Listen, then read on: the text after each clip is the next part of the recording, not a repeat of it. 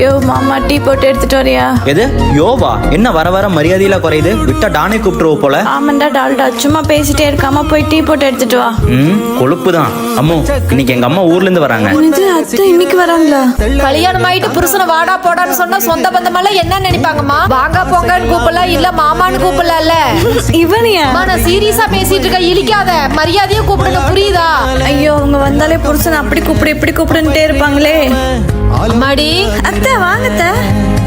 டேய் ஐயோ ஏங்க யார கூப்பிடுறா? ஐயோ, ஒரு டைம் கூப்பிட்டா உனக்கு காது கேட்காதா? நீ வாங்க போங்கன்னா அது எனக்கு புதுசா இருக்குடி. உங்க அம்மா ஊர்ல இருந்து வந்திருக்காங்க, முதல்ல போய் பால் வாங்கிட்டு வாங்க. அண்ணியன் மாதிரி பண்ணாதடி. ஏங்க போங்க, கடைக்கு போயிட்டு வாங்க போங்க. பரவாயில்லையேம்மா, உன் புருஷனை மரியாதையா கூப்பிட கத்துக்கிட்ட போல. நானும் உங்க பையனை வாங்க போங்கன்னு தான் அத்தை கூப்பிடுறேன். இல்லங்க இல்ல ஆமாம்மா. ஆனா அவன் தான் என்ன மதிக்க மாட்டான். போச்சு.